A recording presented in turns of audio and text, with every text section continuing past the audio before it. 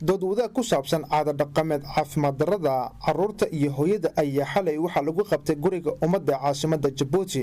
aragti wadaagaasi waxaa soo qaban qaabiyay macadka cilmi baarista ee madaxa bannaan ee gobolka Geeska Afrika ee Erika, waxaana uu kala kaashaday dhakhaatiirta takhasuska ee dalka Jabuuti iyo hay'adda FINIAB ee qaramada midoobay, waxaana u joogtay wasiiradda haweenka iyo qoyska Marwo Muumina Xumad Xasan iyo dhakhaatiirta takhasuska iyo mas'uuliyadda hay'adda FINIAB iyo qaybaha kala duwan ee bulshada ee Jabuuti oo ka qayb qaatay kulankaasi. qaar ka mid ah hooyooyinka iyo aabbayaashii kulankaasi dood wadaaga ka qayb galay ayaa waxa ay sheegeen in ay hadda garteen in caado dhaqameedkaasi uusan u wanaagsanayn caruurta. waa kuwan qaar ka mid ah oo la hadlay warbaahinta.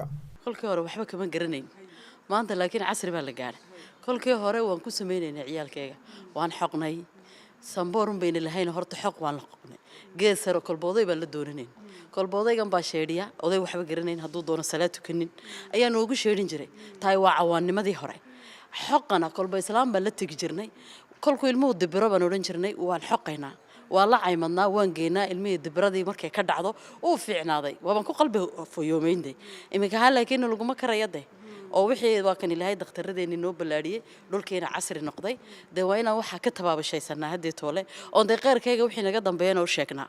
دكتور آمنة سعد شرة oo madaxa macadka cilmi baarista ee soo qaban qaabiyay daraasaadkan iyo Dr. Fawziya Maxamed Casmaan oo ah dhakhtarad ku takhasustay cudurrada caruurta iyo dhallaanka ayaa iyaguna kulankaasi ka hadlay. maanta waxaan qabanqaabinay maxaa la yiraahdaa kulankan oo ku saabsan waxa la caadaystay dhibaatada u keena dhalinyarta ama ubadkeena. kolka annagoo doonayna inaan dadka ka wacyigelino khatarta ay caadooyinka ama dhaqdhaqaaqyada ay ku hayaan ubadkeena. iyadoon maanta shir ku saabsan caadooyinka haddaan oran lahaa inta xunxun ilaan caado kulleyba in xun iyo in fiican way leedahay. caadooyinka inta xunxun ay dhibaato ciyaalka u keeni karto ayaan maanta halkan isugu imanay sidii dadkii looga wacyigelin lahaa. waa arrin dhulkeena ku fara badan, laakiin nasiib darro dadkeenu waa arrin laga wacyigelin.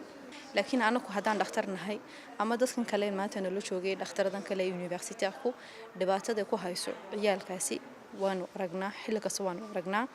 marka waxay noqotay waqtigii la oran lahaa waa inaan haddeed qaraar laga qaato oo la joojiyo. ilmo calooshiisa dab iyo dhamac lagu daloolinayo ay dhibaato u keenayso, ilmo la xoqayo ilaa ay dhibaato u keentay, ilmo hilib daqiiq laga gooyay ama wax aanan waxba horta u tarin ay tahay, laakiin ciyaal hadhowto naloo keenayo iyagoo dhiig baxay oo dhintay ama infection yeesho hadda laga soo qaban karin. inta ma arkayaan dadkan samaynayo waxa weeyaan waa in ka khabaysan. marka waxaanu soo ranay maanta dadka inta hangaarsiino. maxamuud Cusmaan Bulxaan, telefishinka caalamiga ee Home Cable, Jabuuti.